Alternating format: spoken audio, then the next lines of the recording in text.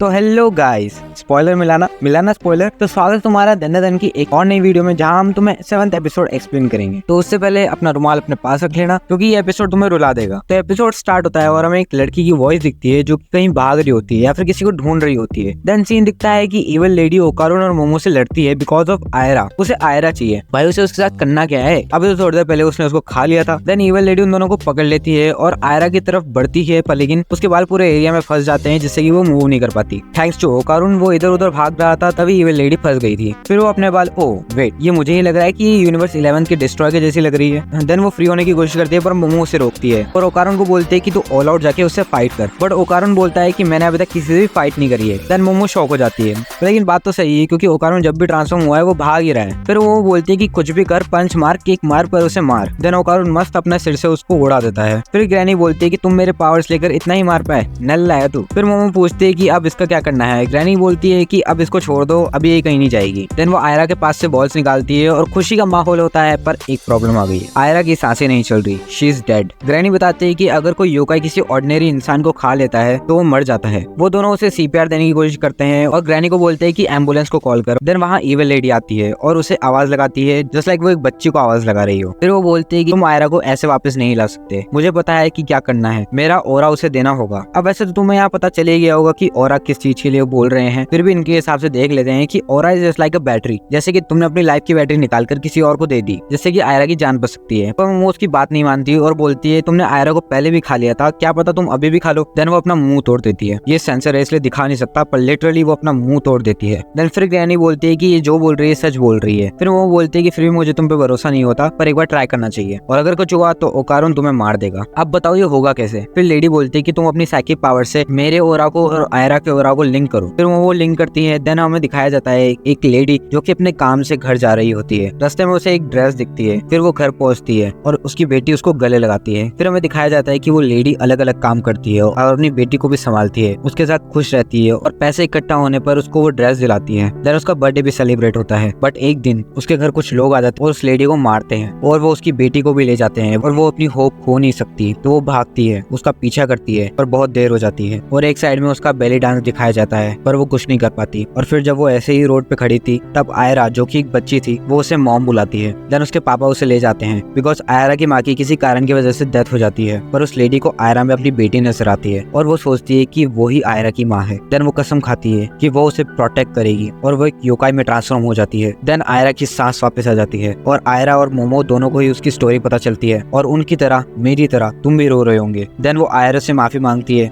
कि वो उसे प्रोटेक्ट करने की जगह उसको नुकसान पहुंचा रही थी। देन वो वैनिश होने लगती है because of transferring her aura. तो अब उसमें कुछ नहीं बचा, पर वो रेस्ट इन पीस नहीं कहा जाएगा, क्योंकि वो जहाँ जा रही है वो एक वॉइड है, जहाँ ना ही शुरुआत है ना ही अंत, कि वो कभी एग्जिस्ट ही नहीं थी। पर मोमो बोलते हैं कि ऐसा नहीं हो सकता, उसे वहां नहीं जाना चाहिए, कुछ और तरीका तो होगा। पर ग्रैनी रिप्लाई करती है कि वो उसके ऊपर डिपेंड है। फिर लेडी की छलक कि काश वो उसे और भी ड्रेस दिलाती, कि काश कि वो उसके साथ और भी टाइम स्पेंड करती, काश कि वो उसके साथ खेलती, पर अगर वो किसी और की बेटी होती तो शायद अच्छा होता। देन आयरा लेडी को गले लगाती है और कहती है I love you mom. Then वो आराम से चली जाती है। बूम, 7 एपिसोड खत्म। तो भाई इस पे भर भर के रीले एडिट्स बनने वाली है, जस्ट लाइक अभी जो गाना ट्रेंडिंग में चल रहा है, डाई विद अ स्माइल। और अभी तो न्यूज भी आ रही है कि ये एपिसोड ब्लीच के नए एपिसोड को टक्कर दे सकती है। पर तुम्हें क्या लगता है कमेंट में बताना, और वीडियो अच्छी लगे तो लाइक करना, सब्सक्राइब करना। मिलते हैं तुमसे अगली वीडियो में। सायोनारा। अरे मेरा कट्टा आया साला, ग्रैनी को ठोकना है।